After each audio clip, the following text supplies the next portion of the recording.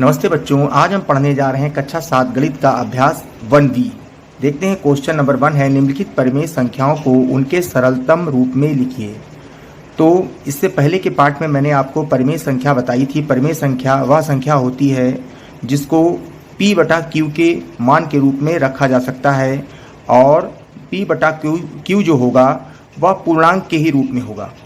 ठीक है, तो परिमेय संख्या की परिभाषा मैंने लिखाई भी थी पिछले पार्ट में, देखेंगे उसको। फिलहाल यहाँ पर हम देखते हैं क्वेश्चन नंबर का -8/10। मुझे इसको सरल करना है तो देखेंगे क्या आएगा। एक ऐसी संख्या लेंगे जो दोनों को काट दे, जैसे 2 चक्कू 8, 2 पंचे 10। तो मेरा क्या आंसर आ गया, -4/5। ये मेरा आंसर हो गया। देखेंगे क्वेश्चन नंबर 15/20।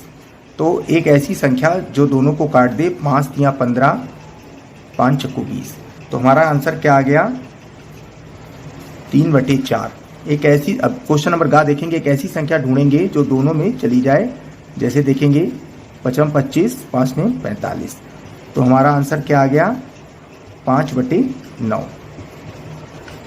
इसमें देखेंगे -14/77 है, तो 7 दूनी 14 और ये पाड़ा 11 बार गया। तो हमारा आंसर क्या आया, -2/11। ठीक है, बढ़ते हैं अगले प्रश्न पर। देखते हैं क्वेश्चन नंबर 2, संकेतों बराबर और बराबर नहीं, ठीक है, में से चुनकर रिक्त स्थानों को भरिए। ये बराबर का चिन्ह है, इसका मतलब होता है कि एक पक्ष और दूसरा पक्ष बराबर हो, और ये बराबर नहीं का चिन्ह है तो इसका मतलब होता है दोनों पक्ष बराबर नहीं है। तो देखना है इसमें मुझे कौन सा चिन्ह लगाना है, ये इसमें कह रहा है। तो देखते हैं क्वेश्चन नंबर का -4/5 और यहाँ पर खाली जगह है -5/7। तो ये बराबर है नहीं, ये बराबर नहीं है, ठीक है, क्योंकि ऊपर संख्या इसमें 4 है, -4 है, नीचे 5 है, इसमें -5 है, इसमें 7 है। तो ये हो गया बराबर नहीं। ठीक है, देखते हैं क्वेश्चन नंबर है 7/-11। यहाँ पर रिक्त स्थान है और -7/11। तो देखेंगे यहाँ पर बराबर आएगा कि बराबर नहीं।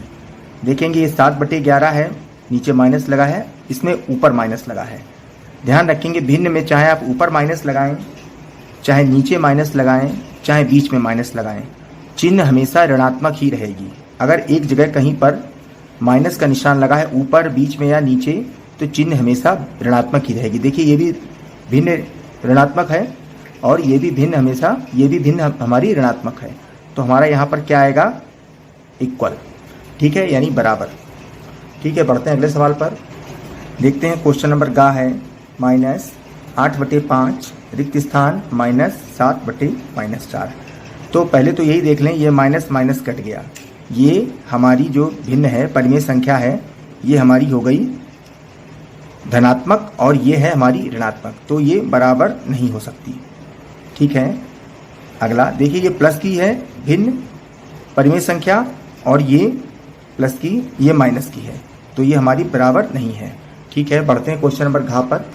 देखते हैं क्वेश्चन नंबर 14/-16 और इधर है -21/16। तो दोनों का हर तो बराबर है, ठीक है, लेकिन अंश बराबर नहीं है, तो हमारी भिन्न बराबर नहीं हुई। ठीक है, क्वेश्चन नंबर 2 पूरा हो गया बच्चों। क्वेश्चन नंबर 3 है निम्नांकित परिमेय संख्याओं के जोड़ों में कौन सी संख्या असमान है। तो देखेंगे क्वेश्चन नंबर है -9/12 और 8/-12। देखिए ये जो भिन्न दी हैं, परिमेय संख्याएं दी हैं, ये दोनों माइनस की हैं। ठीक है, माइनस चाहे ऊपर लगाइए, चाहे नीचे लगाइए, चाहे बीच में लगाइए, बात एक ही रहती है। मगर देखेंगे इन दोनों के अंश बराबर नहीं, हर तो बराबर है, अंश बराबर नहीं है, तो ये हमारी भिन्न क्या हो गई, असमान। ठीक है, ये हमारी भिन्न क्या हुई, असमान। अब देखेंगे क्वेश्चन नंबर देखेंगे क्वेश्चन नंबर है -15/45 और 16/-48। तो देखेंगे 15 एकम 15, 15 × 45, 16 एकम 16, 16 × 48। तो हमारी भिन्न क्या आई है, परिमेय संख्या -1/3 और 1/-3। तो ये भिन्न हमारी दोनों बराबर है, एक -1/3 और 1/-3। माइनस ऊपर हो चाहे नीचे हो, बात बराबर है। ये भी ऋणात्मक भिन्न है, ये भी ऋणात्मक भिन्न है, तो ये हमारी भिन्न क्या हुई, समान। ठीक है, और ये पहली समान थी। देखेंगे क्वेश्चन नंबर का है, देखेंगे क्वेश्चन नंबर का है -7/21 और 3/-9। तो इसमें क्या होगा, देखेंगे 7 एकम 7, 7 या 21, 3 एकम 3, 3 या 9। तो हमारा आंसर क्या आया है, -1/3 और 1/-3। तो ये भी भिन्न हमारी समान है। ठीक है, ये भी भिन्न हमारी समान है। बढ़ते हैं अगले प्रश्न पर।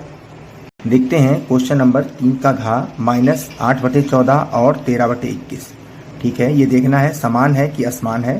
तो पहली बात तो माइनस माइनस कट गया। ठीक है, और 2 चक्कू 8 और 2 सत्ते 14। तो ये हमारी भिन्न क्या आ गई, 4/7। और ये हमारी भिन्न क्या है, 13/21। तो देखेंगे ये भिन्न हमारी समान नहीं है, तो ये क्या आ गया इसका आंसर, असमान। इसका आंसर क्या है, असमान। अच्छा, देखेंगे ये क्वेश्चन का, खा, गा, घा जो मैंने हल किए हैं, आपको ये जो मैंने सॉल्व किया है ये रफ पे करना था, केवल समान और असमान ही लिखना था। तो आप केवल सवाल के नीचे समान और असमान ही लिखेंगे। ठीक है, ये अपना काम आप रफ पे करें। ठीक है, बढ़ते हैं अगले प्रश्न पर। देखते हैं क्वेश्चन नंबर 4 है, निम्नांकित परिमेय संख्याओं को संख्या रेखा में निरूपित कीजिए। तो क्वेश्चन 4 का पहला सवाल है 3/4। ध्यान रखेंगे ये हमारी धनात्मक संख्या है। ठीक है, तो मैंने बताया था कि जब कोई संख्या रेखा का सवाल लगाया जाता है तो उसमें मिड पे एक 0 लिखा जाता है। ठीक है, और मैंने बताया था दाहिनी ओर हमेशा धनात्मक संख्याएं चलती हैं, बाईं ओर हमेशा ऋणात्मक संख्याएं चलती हैं। तो ये हमारी धनात्मक संख्या है। ठीक है, और कोई भी धनात्मक संख्या जब बढ़ते हैं तो 1, 2, 3, 4 इस तरीके से बढ़ते हैं, मगर यहाँ भिन्न है तो हम क्या करेंगे, 1/4, 2/4, 3/4 और 4/4। ठीक है, इस तरीके से चलते रहेंगे। 4/4 मतलब बराबर 1, इसको लिख सकते हैं आप, मगर भिन्न के रूप में लिखा गया है तो भिन्न के रूप में ही चलेंगे। ठीक है, अगर संख्या लिखी होती तो हम संख्या के रूप में बढ़ते 1, 2, 3, 4, 5, 6। यहाँ पर भिन्न है, परिमेय संख्या है मतलब, तो हम इस रूप में बढ़ेंगे। तो देखेंगे हम कितना बढ़ गए हैं, 0 से चालू करेंगे और हमें कहाँ तक चलना है, 3/4 तक। इधर को चल रहे हैं हम, तो हम अपने एरो इधर को ही लगाएंगे। ये हमारा क्वेश्चन सॉल्व हो गया है। ठीक है, देखेंगे अगला सवाल। देखेंगे क्वेश्चन खा है 3/5। फिर देखेंगे ये परिमेय संख्या हमारी धनात्मक है। ठीक है, तो फिर से मिड पे एक 0 लगा लेते हैं बीचों बीच में, और फिर दाहिनी तरफ हमेशा धनात्मक संख्याएं होती हैं और बाईं तरफ हमेशा ऋणात्मक संख्याएं होती हैं। तो देखेंगे वैसे तो हम 1, 2, 3, 4, 5, 6, 7, 8 लिखना पड़ता है, मगर यहाँ पर परिमेय संख्या है तो देखेंगे 3/5 हमें इसी रूप में लिखना पड़ेगा। 1/5, 2/5, 3/5, 4/5, 5/5। ठीक है, कहाँ तक चलना है हमें, 3/5। तो हम कैसे चलेंगे, 0 से चलेंगे और जहाँ पर हमारा 3 आया है वहाँ तक चलेंगे। ध्यान रखेंगे इधर को चल रहे हैं तो एरो हमारा इधर को ही बनेगा। तो ये क्या हो गया, संख्या रेखा पे हमने निरूपित कर दिया 3/5। ठीक है, बढ़ते हैं अगले सवाल पर। देखेंगे अगला सवाल है, धनात्मक है परिमेय संख्या 5/8। तो हम क्या करेंगे, फिर से बता रहे हैं, 0 मिड पे 0 ले लेंगे और दाहिनी तरफ ही हमेशा धनात्मक संख्याएं चलती हैं। तो हम क्या करेंगे, परिमेय संख्या के रूप में ही लिखना है। तो नीचे 8 है तो उसी हिसाब से चलेंगे हम, 1/8, 2/8, 3/8, 4/8, 5/8, 6/8, 7/8, 8/8। ठीक है, तो हमको कहाँ तक चलना है? 5/8 तक। तो ये देखिए हम चल रहे हैं, ये हम गए और हम यहाँ पर आ गए। ये हमने संख्या रेखा पर 5/8 को निरूपित कर दिया। इधर चल रहे हैं तो एरो इधर को ही लगेगा। ठीक है, लग गया हमारा सवाल। पढ़ते हैं अगले प्रश्न पर। देखेंगे अगला सवाल है हमारा 3/16। ये भी हमारी धनात्मक संख्या है, तो हम क्या करेंगे? 0 मान लेंगे। ठीक है, ये देखिए मैंने बीचों बीच में 0 मान लिया है, 0 है। अब हम 3/16 के रूप में दिया है, तो हम क्या करेंगे? 1/16, 2/16, 3/16, 4/16, 5/16 करते हुए लिखते चले जाएंगे। और हमको कहाँ तक चलना है? 0 से लेके 3 तक। तो ये हमारी 3/16 संख्या रेखा में निरूपित हो गई है।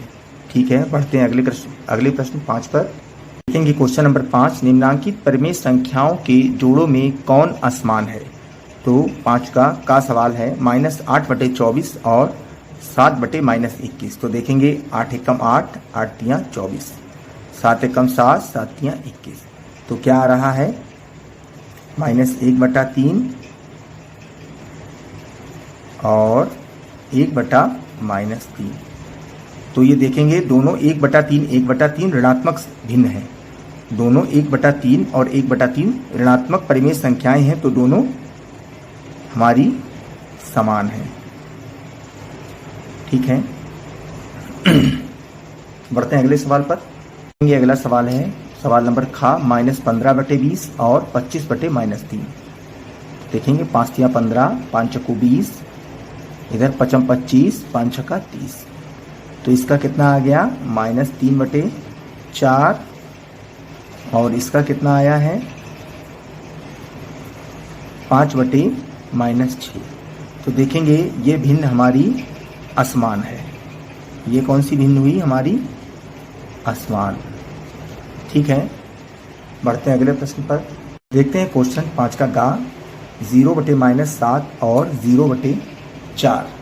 तो इसको हल करेंगे हम। देखेंगे भिन्न समान है कि असमान है। ध्यान रखेंगे गुणा या भाग का कोई भी सवाल होगा, उसमें अगर 0 होता है, ठीक है, तो उसका आंसर 0 ही आ जाता है। ध्यान रखेंगे गुणा या भाग का कोई सवाल है, अगर उसमें 0 आ रही है बीच में डिजिट, तो उसका आंसर 0 ही हो जाएगा। तो देखेंगे ये भी भिन्न हमारी परिमेय संख्या 0 हो गई और ये भी परिमेय संख्या हमारी 0 हो गई। तो ये क्या हो गया? समान। अगला देखेंगे क्वेश्चन नंबर घा। देखेंगे क्वेश्चन नंबर घा है -6/10 और 9/-15। तो देखेंगे 2 तियां 6, 2 पंजे 10, 3 तियां 9, 3 5 15। तो हमारा क्या आया है? -3/5 और 3/-5। तो ये भिन्न हमारी -3/5 है, इधर 3/-5 है। ये भी हमारी भिन्न समान है। ठीक है, क्योंकि दोनों भिन्न ऋणात्मक है। ऊपर लगा हो माइनस चाहे नीचे लगा हो, इससे कोई मतलब नहीं। भिन्न में कहीं भी माइनस लगा है एक जगह, तो वो भिन्न हमारी ऋणात्मक हो जाती है। तो ये भी हमारा समान हुआ। केवल खा जो प्रश्न था क्वेश्चन 5 का, वही हमारा असमान था। ठीक है, देखो बच्चों, कोई कोई पार्ट बहुत बड़े होते हैं, तो उनको मुझे 2 पार्ट में बनाना पड़ता है। कभी कभी किसी भी पार्ट के देखिएगा, मैं 2 वीडियो बना के डाल देता हूँ, पार्ट 1 और पार्ट 2।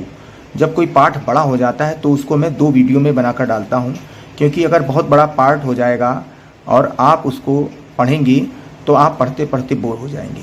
ठीक है, इसलिए मैं कोशिश करता हूँ बहुत ज़्यादा पार्ट 20 से 22 मिनट का हो, इससे बड़ा ना हो। ठीक है, तो ये हालांकि पार्ट छोटा था, एक ही पार्ट में आ गया है। ठीक है, आप सभी छात्रों को नमस्ते। पढ़ते रहिए, आगे बढ़ते रहिए और देश के विकास में योगदान कीजिए। ठीक है, नमस्ते छात्रों।